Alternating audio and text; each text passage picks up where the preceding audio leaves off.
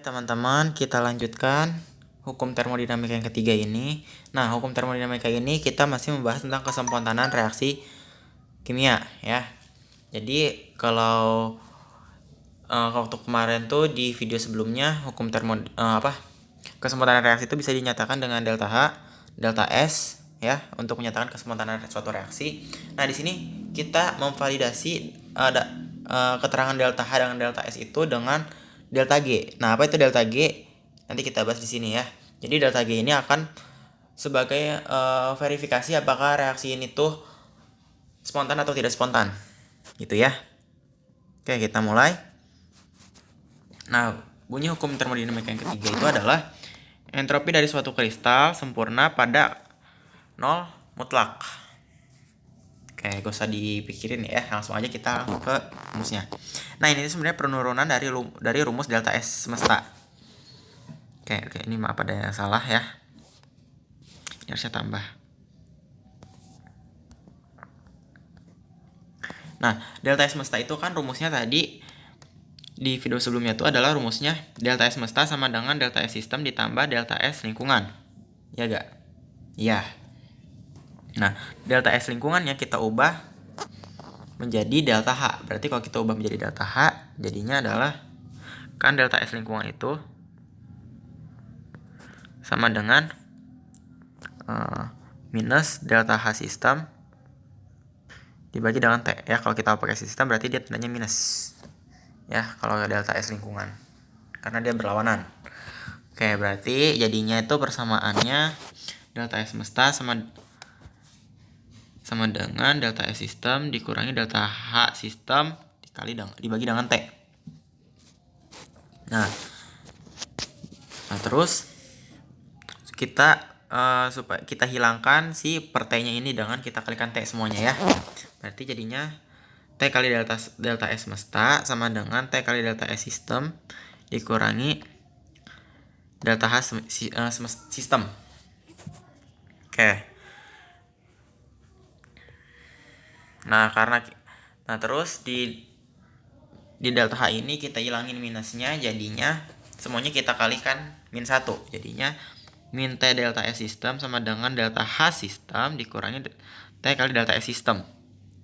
Nah, gitu. Oke, pendahuluannya kayak gini dulu. Nah, kita sampai dapat persamaan ini dulu ya.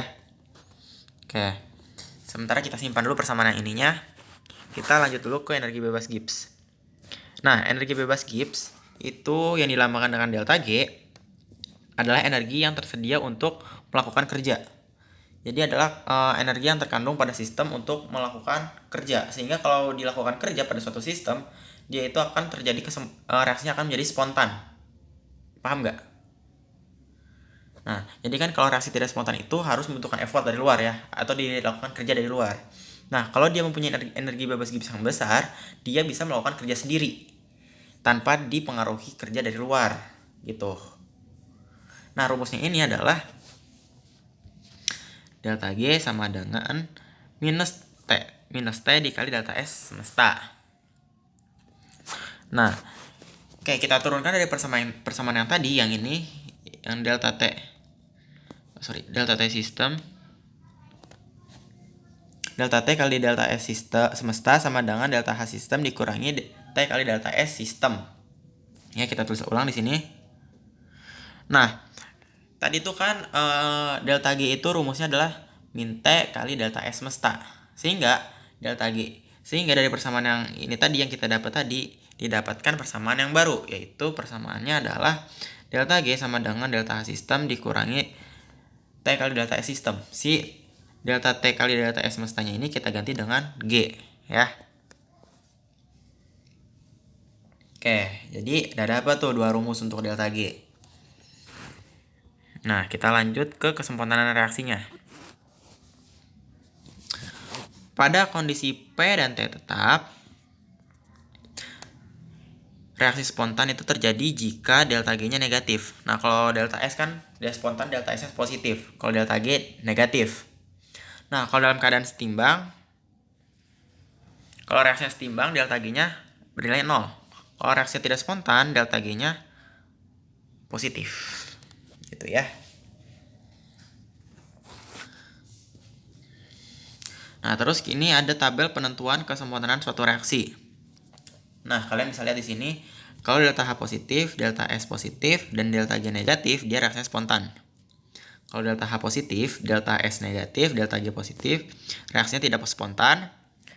Kalau delta H negatif, delta S negatif, delta G-nya terserah mau positif atau negatif, reaksinya spontan pada suhu rendah. Nah, kalau delta H-nya positif, delta S-nya positif, dan delta G-nya positif atau negatif, reaksinya tidak spontan pada suhu tinggi. Atau dalam kata lain, pengertian dari ini sama. Ya. Paham gak maksudnya sama gimana? Nah, kalau yang ini nih, dia spontan pada suhu rendah dan tidak spontan pada suhu tinggi. Nah, kalau yang ini tidak spontan pada suhu tinggi dan spontan pada suhu rendah. Artinya kan sama. Ya kan? Oke. Nah, itu untuk kesempurnaan reaksi. Oke, kita lanjutkan ke perhitungan yang berikutnya ya. Oke, kita lanjutkan ke perubahan energi bebas Gibbs standar system atau delta G derajat F. Nah, kalau kalian nemu ada yang namanya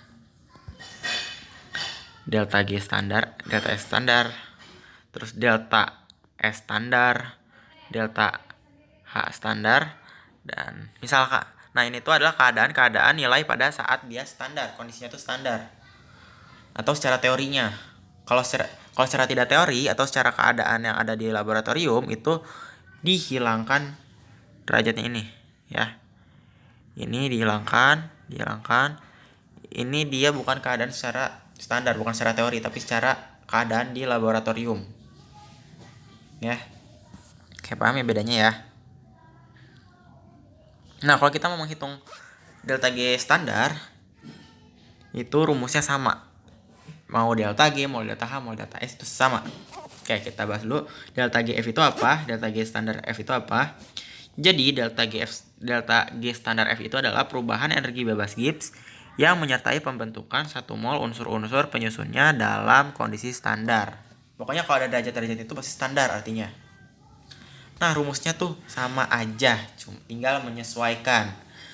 Kalau di delta G itu kan jumlah N produk dikali delta G produk dikurangi jumlah N reaktan dikali jumlah G reaktan. Nah, sebenarnya itu sama aja mau delta G, delta S, atau delta H. Kalau kita cari delta S standar berarti delta G yang di sini sama yang di sini kita ganti sama delta S. Kalau kita mencari delta H berarti yang di sini sama yang di sini kita ganti sama delta H. Gitu, paham ya? Oke, jadi sama aja. Nah, oke lanjut. Pada saat setimbang kan nilai delta G-nya positif, delta G-nya 0 ya. Oke.